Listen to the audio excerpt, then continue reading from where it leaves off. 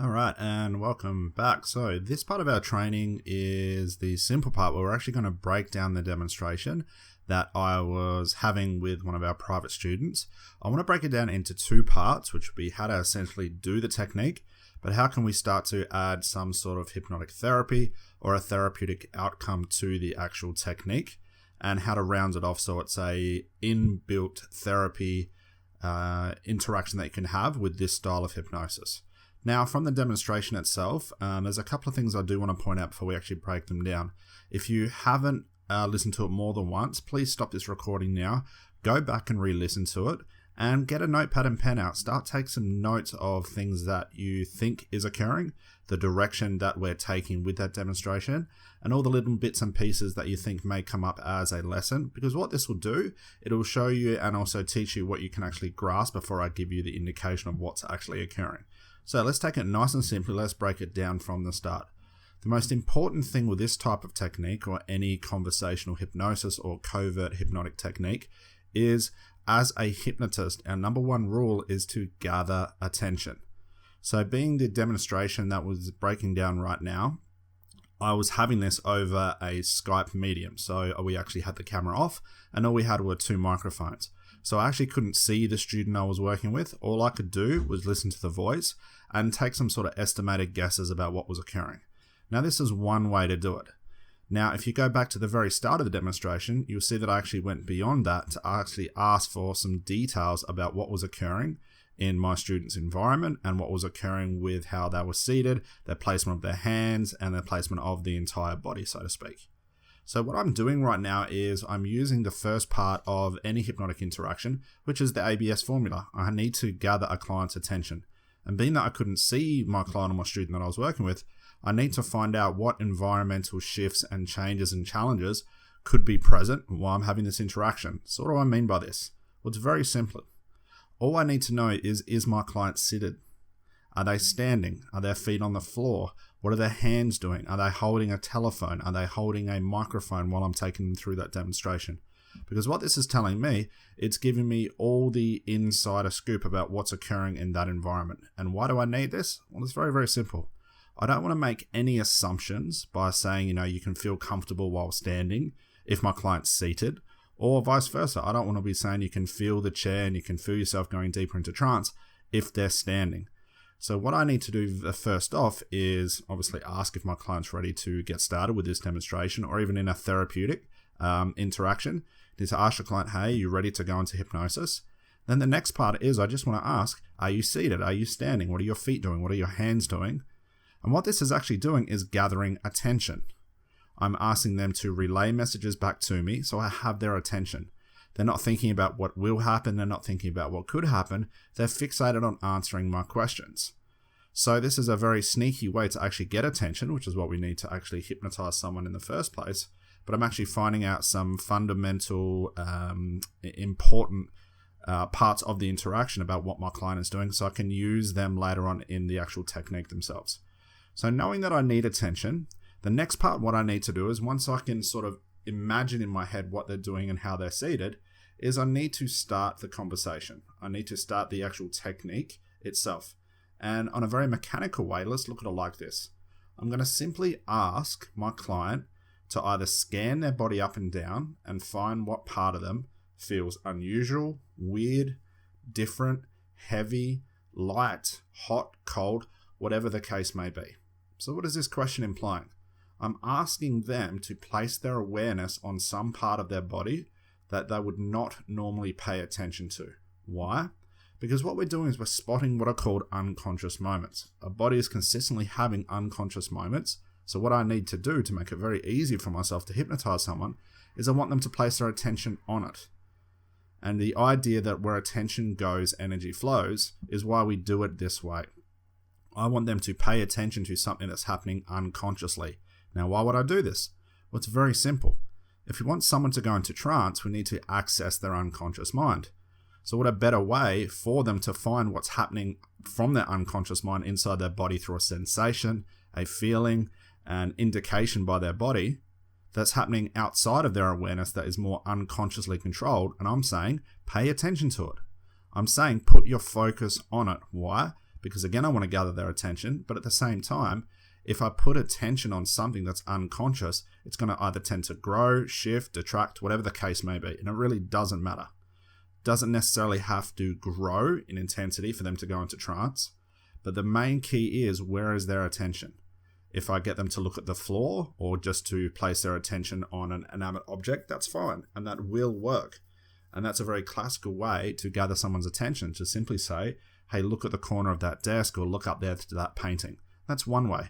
But I want to double the impact. Now I'm saying put your attention on something that's happening unconsciously, because that's where I want to send them, into unconscious world, which is where trance is. So that's the first thing. So it doesn't matter how you frame the question, whether you say scan your body up and down, or what part of your body, or put your attention on X, Y, and Z, it doesn't really matter. The outsider frame is something that seems unusual, different, cold, heavy, light, or weird. Now, why is this? Well, when we consider what hypnosis is, and usually when we're asking people what do they think hypnosis is about, the general rule of thumb is they'll say it feels weird or it feels unusual. It's very different.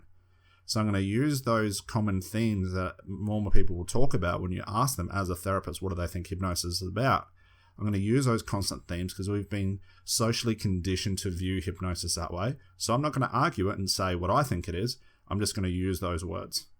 Now, if I said find something that seems like find something that seems just normal, it doesn't really have the implication that something unusual is happening. So I'm going to use the words like unusual, heavy, light, and all those sorts of things. And the next part of this is very, very important. I want my client to find something. Now, this is important. I do not want to rush them.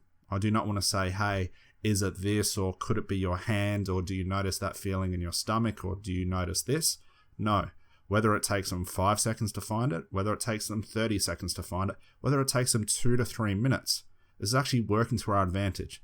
The longer they're almost going inside to find what that sensation could be, the longer I have their attention, and the more they're going into trance. Trance tends to happen more on the inside rather than the outside. So as soon as I almost say, focus on something inside that's happening that you're not paying attention to, I want them to take their time. I do not want to rush them. I do not want to give them hints or indicate what I think is occurring. And it's very simple. So that's the very first step. I need to gather their attention, and I need to direct it to some part of them that feels weird or unusual. And then I'm just going to wait. I'm going to use the power of pausing, which helps them absorb the message and understand the question. And I'm going to use that to my advantage. So let's say it's been 30 seconds and my client finds something. Just for the sake of the training, let's say they find a hand that feels heavy. And they're going to look at me and say, well, my right hand feels heavy. Great. What has that told me? It tells me they've taken on the first suggestion, which was to find something unusual or heavy or light. It really doesn't matter. And as soon as they find whatever they find, and that's the key thing here, whatever they find, doesn't matter where they start, I'm going to simply repeat it back to them. I'm going to use the echo or repetition to help it increase. And what I mean by increase, I actually mean to increase their attention on it. So it's going to sound something like this, and I'll role play both parts. So I've said to my client, scan your body up and down and notice which part of you feels unusual. It might take a little while. They look up at me and say, well, my right hand feels heavy. And I'm going to simply say, that's right.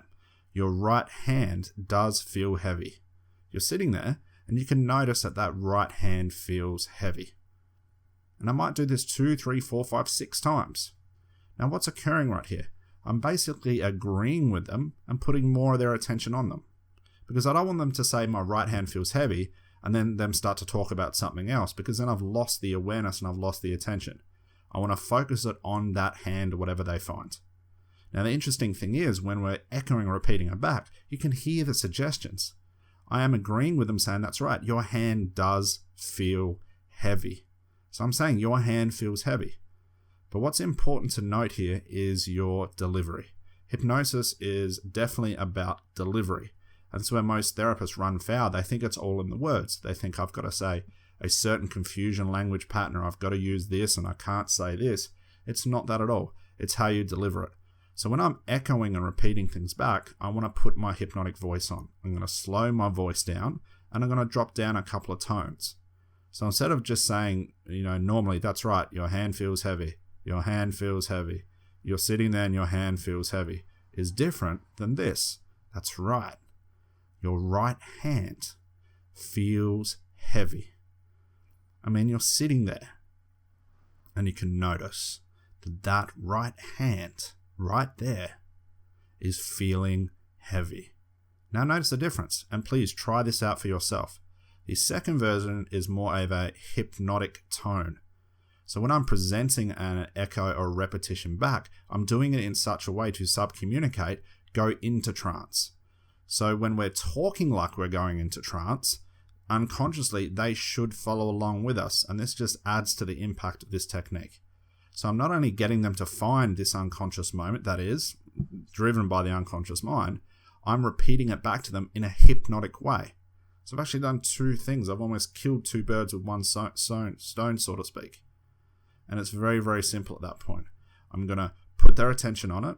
Once they find it, I'm going to repeat it back. Understanding the words mean nothing. It doesn't matter where you say that's right, your right hand feels heavy, or you just look at them and just go, wow, right hand feeling heavy. It really doesn't matter. It's all about delivery. Now, that's the second part. So what have we got so far? We put their attention on something. They found that unconscious moment. Now I have delivered the echo back to them in a hypnotic way. And it's very simple from there. Once I've echoed things back, the next step, or third step, is to just pause. Be silent and let them feel what's happening with that hand. It's very simple. Whether you give them 5 seconds, 10 seconds, 20 seconds, 30 seconds, it really doesn't matter. And that's important. Your pause right here is of great importance. Why?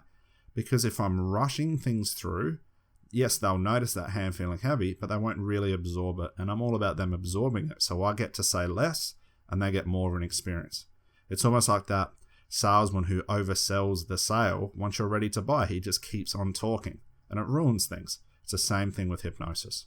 So once I've let them sit there, you'll probably notice that they're drifting into themselves, and sometimes clients even look at the part of their body they're noticing. And then I'm just going to get some feedback. That's the fourth step. The feedback will sound something like this. So you're sitting there, and what's happening with that right hand right now? I'm going to let them think about it. And then more often than not, let's just for the role play, they turn around and say, well, it's starting to feel even heavier now. So what have I done? I basically started from step 1 again. But instead of saying, find something unusual, they've already found it, and I'm just starting from the first step. I'm asking them to start again. I'm asking them to put their attention on the hand again and tell me what's happening to it. And what they've given me is it feels even more heavy. So what I'm going to do is just repeat it back. And I'm just going to sound like this. That's right. So you're sitting there, and that right hand is feeling even more heavy. Wow. Because I know it was feeling heavy before, but you're noticing now that that right hand is feeling even heavier than what it started. And it's very simple. So I'm going to do this 3 or 4 or 5, maybe 6 times. Why?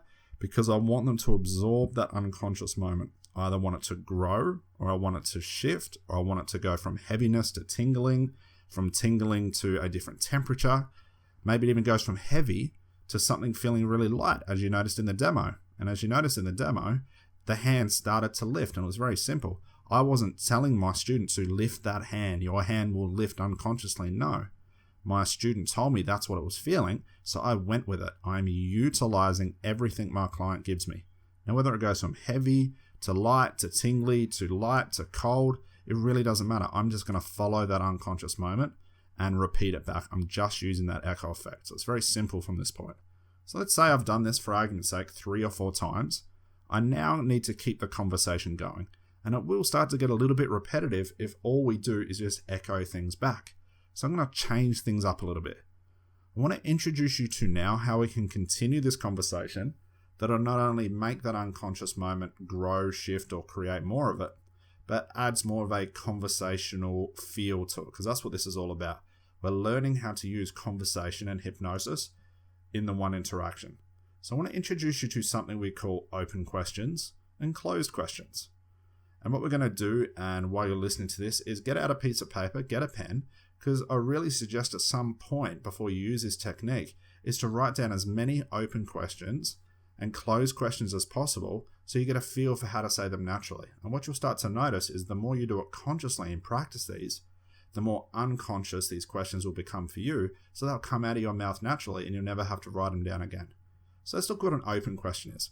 An open question is implying a question that my client is either going to struggle to answer or have no idea how to answer it. So what's going to occur is I'm going to ask this open question, which I'll give you many examples in a moment, and that will have to go in an unconscious search to look for the answer, because it's not a normal conscious answer. And on that search, when they go into their unconscious or a little bit confused, or they start to go, I don't know how to answer that question, I'm increasing that trance effect. But as soon as they can answer it consciously, I've almost broken that unconsciousness that's beginning to happen. So if you look at an open question is, more of a question mark type response where I don't know or they struggle to answer it. A closed question should mean it's either going to be a yes or a no. So let's get examples of both in 2 columns, if you will. And then I'll show you that it really doesn't matter whether you ask an open or closed question. There's no set format to this, and no question is better than the next. The implication to asking this question is to keep the conversation going. That's the only reason for these questions. So an open question, some very simple ones. Let's write these down together. Things like, how do you do that? So think about that. Let's imagine you're listening to this and your right hand was feeling really heavy right now. And myself as a therapist looked at you and said, how do you do that? Little cheeky voice, little cheeky grin, like, wow, I'm really curious, how do you do that? It's almost impossible for someone to tell you how they make their hands heavy, or how they make it light, or how they make it go from hot to cold or feel tingly. Why? Because you can't do it consciously. You can't think to your hand, get hot, get cold, lift now. You can definitely lift it consciously if it was feeling light, but I want it to lift unconsciously so you have no control over it. This adds to the experience of the trance itself. So the first one, how do you do that? The next one could be, I wonder what will happen next. Think about that. That's almost a question you really could not answer. Another one on that topic of the I wonder strategy could be, I wonder why it started in the right hand and not the left hand. So I wonder why it started in that hand right there and not your feet. So again, it's almost like a shrug of the shoulders. There's no way possible that a client could answer that question. And that's the whole purpose of this, is to give them questions that they struggle to answer. So they almost need to go on that unconscious search to find out what the hell is going on. And this is adding to that trance experience. The next one could be, what else is happening? So you're sitting there, the right hand's feeling heavy. So what else is occurring? Now you might be saying, well, they're going to tell me another body part or another unconscious moment. That is exactly what I want them to do. But it's going to take a little bit of time for them to scan their body and find what else is happening. And it's that in between is what I'm after. Another one could be, how are you feeling about this? You're sitting there, that right hand feeling really heavy, almost like it's stuck to the chair. Hear the suggestion there. How are you feeling about this? And the clients, usually when you ask them this style of question, will have a bit of a giggle, or they'll look at you like, oh, this is freaking me out a little bit. And this is exactly what we want. We want them to be sort of wowed by the experience, because this becomes a convincer. Because something interesting happens with hypnosis. For some clients, it's good enough for you as the authority to turn around to them and say, you were in hypnosis and your problem's gone, to take that authority approach. And some clients will turn around and go, wow, excellent. Well, he or she is the expert, and that must be right. I must have gone into hypnosis, no idea how I did that, and they're telling me my problem's gone, so I guess I'll never be a smoker again. And they're great clients to have. But on the other side, it's not enough to turn around to a client and say, you were in hypnosis, your problem's gone, because these are the argumentative clients. They turn around and say, well, no, I wasn't, or I heard everything you said, or it didn't feel like hypnosis, or they walk out of your office, they agree with you, then walk out of your office and say, you know what, it's not what I thought trance would be, or my friend told me trance would be like this. I didn't experience that. It didn't happen. It must mean if hypnosis didn't happen, it must mean my problem is still there. And they hypnotize themselves to believe in the problem again, and the problem is waiting there right for them. So what we're doing with these open and closed questions and this strategy, this working with unconscious moments, is showing them. We are showing them the power of hypnosis. We are showing them. We want them to feel hypnosis, because you can't detract from your own experience. You can tell somebody about it. You can hear somebody tell you about it. But if you're experiencing it in yourself, it's very hard to argue that point. You know, if you look at in the long version of this, there's always going to be that client that still doubts this. Okay, there's never 100%, but we're stacking the deck in our favor. So to get back to the open questions, we had the, how are you feeling about this? And again, we just wait for a response. Or we simply ask what's happening now. Now, it can be very ambiguous at this point. I'm not saying what's happening now with that hand. I'm just going to say what's happening now. Why? Because if they don't answer with the hand and they say, well, you know what? My hand was feeling this, but now my whole body is feeling tingly. They've given me another starting point for me to go back to start, which is repetition and starting these questions and echoing things back. So we're always constantly looping around and around the same steps over and over. The last one that just for the sake of making a list could be, do you think it'll grow? Do you think that hand feeling tingly or that hand feeling heavy will grow into more?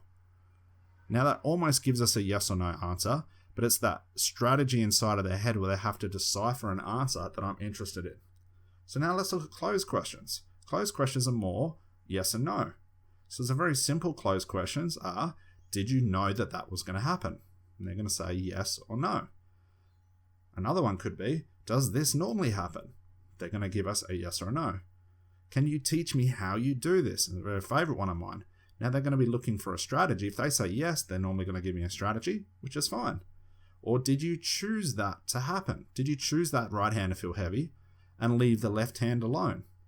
Another one could be, did you know before it was going to start? Did you know that right hand was going to feel heavy before you noticed it?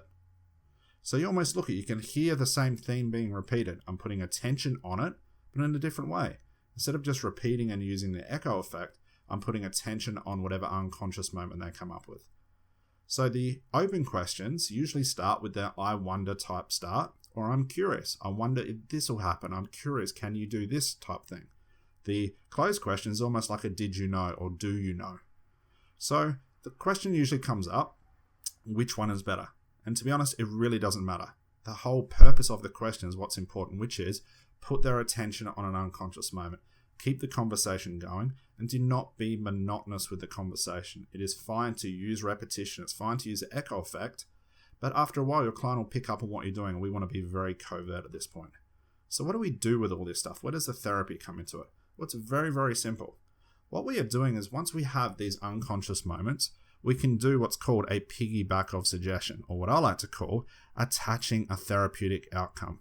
We're making them feel the unconscious moment, then we're giving them a reason for why the unconscious moment is there. So let's look at the argument for a smoker. Let's say the clients come in, they've told us about smoking, we go through this strategy, and let's say their right hand is feeling light. And maybe it's even starting to lift like we had in the demonstration. And if you go back, you'll hear those therapeutic outcomes being attached to Marianne, the student, with all those for the purpose of what she was there for. And it's just been attached to those unconscious moments. So please always go back and refer these extra notes on the side to the demonstration. So what we're going to do in our head is we're going to attach simply and mechanically for now, being this is more of a novice training more than some advanced strategies that are out there. Let's keep it very simple.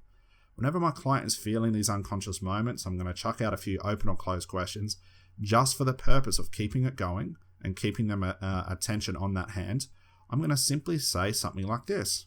I wonder what that right hand could teach you about overcoming smoking. Or I wonder what that right hand lifting right there is showing you about the best way to overcome your addiction to cigarettes. Or I wonder what that right hand is showing you about how easy it is just to give up cigarettes. So you can hear the suggestion. It's just all suggestions. But I'm not chucking out a suggestion for the sake of it. I'm attaching it to an unconscious moment. Now, this is important. Why do we do this? Why not just put them in a trance and then tell them to stop smoking? Well, that's all well and good. But instead, I almost look at the unconscious moment as the unconscious mind saying, hey, I hear you. I can understand what's happening. Give me something to work with. And this is what I'm using. It's almost like the unconscious mind is reaching out its hand and I'm giving it a present of a solution, a resource, a reason for creating or helping them overcome smoking. And that's all I'm doing. And I'm going to pepper these suggestions in throughout the rest of the interaction. So anytime my client's feeling the hand heavy, I'm going to do the couple of open closed questions and then simply say, I wonder what the hand is teaching you about overcoming smoking. Now, once I've said that, what's important? Well, realistically, all we're going to do is go back to step one. So it's going to sound like this. Add the suggestion of overcoming smoking or never feeling the urge to smoke again. And then I'm going to pause. Now, the chances of my client knowing what lessons that right hand is teaching them is virtually impossible. But if they do tell me what's happened here, this is very important. If I ask my client, wonder what that right hand could teach you about giving up smoking, and they have a little aha moment or the penny drops and they go, you know what? I think it's teaching me to start to look after myself. So what's happened right here? They've actually discovered what's called a resource. The unconscious learning has adapted to the situation very, very quickly. Now we've got to realize this. The unconscious mind sometimes works very quickly, and these solutions can pop up in our mind instantly. I mean, for example, if you've ever been driving or you've been listening to your favorite song and then all of a sudden you get a great idea about something, and it's almost like a little emotional rush where you go, oh my God, I'm just going to do that. Now it's curious to wonder where that thought came from. Well, that thought actually came from your own unconscious mind. And it's the same thing here. But we've got more reason and more chance of it happening because we're putting them into an unconscious state that if they have these aha moments, the conscious mind doesn't say, no, that won't happen, or that won't work, or I've tried this before, I've failed there before, this will never work. Why? Because the more in trance they're going, the less chances of that conscious mind butting in, and that's what's important. So let's get back to it. Let's start from the start. Put our client's attention on something, as you'll notice in the situation with Marianne. I sort of focus on something. As her hand started to lift, we got some pretty cool unconscious processes. We call that hypnotic phenomena. So the hand's lifting, or it's getting stuck, or it's feeling unusual, is what we call hypnotic phenomena. Then I'm attaching resources or solutions to what that hand could teach. Now what's important, they're ambiguous suggestions. I'm not telling her that this is how you will overcome smoking. That hand is teaching you this. That foot is teaching you this. This feeling is teaching you this. No. I'm offering, it's almost like I'm wondering out loud. I'm saying, I wonder what that hand could teach you about overcoming smoking. Because it'd be interesting that a hand right there could teach you something about finding the easiest way to quit smoking. Now you can hear the suggestion. I'm saying find the easiest way to quit smoking. Do this, do that. And that is what's important. So putting that all together is the entire strategy. And what I suggest you do is keep listening back to the demonstration. It doesn't have to be for the reason that demonstration was for. This can be used for a wide variety and a scope for hypnosis. And what's important to realize is that you've got the same mechanics for any type of problem that a client may have. Whether it's smoking, it's weight loss, it's anxiety, it really doesn't matter. And that's what's important about this strategy. It's very versatile. And the great thing about it, it can be added to things like storytelling. It can be added to any other type of method that you use as a therapist to give a client an experience. Now, this is the last point I want to make. What is this experience thing about? Well, it's what I touched on before. Clients need to feel or be shown that they're going into hypnosis. They need to be proven that something is occurring. Because it's inside that actual occurring of hypnosis that they'll start to believe that their problem is starting to detract. And that's what's super important. If the client feels or knows that their problem is starting to detract due to the experience that they're having and they're getting created for them, the law of association will click together. That the more they feel that unconscious moment, it must mean that the problem is starting to resolve itself. And the more we can keep them in trance, the more we can feed those unconscious moments, the more those resolutions, those aha moments, that penny will drop to the point where they have so many solutions they never have to deal with their problem again. So that's what that method's all about. So how do you practice this? How do you learn this thoroughly? Well, I suggest you go back, like I said, to the actual example itself, keep replaying it and pick out the points. Am I saying this question? Am I using that question? Where am I echoing? Where's the voice shift? And this is important. And on top of that, to make it even easier for yourself, is you can play with the demonstration like this. Listen to the part of the demonstration, and just before I'm going to ask a question, pause it and think in your head, what would I ask at this point? Where would I go with that? How would I use that answer? How would I utilize that therapeutic approach? How would I change the therapeutic approach from this to weight loss or anxiety or confidence? How would I do all of this? And what this is going to do is start to create the mindset for you. So you're not just following what I'm saying, and you're not just following what is best on what you think is properly for you. You're starting to strategically think about what you could do in that situation, and that's what's important. So there you have it. That's how we start to use hypnotic phenomena. And the demonstration with this type of training is the most important. So follow those simple steps. You'll hear them all placed in that actual demonstration itself. Have fun with it. and then practice it to your heart's content and enjoy it. Get out there, use it with people, have some fun, and take that same approach. So thank you for joining us. I hope you enjoyed it.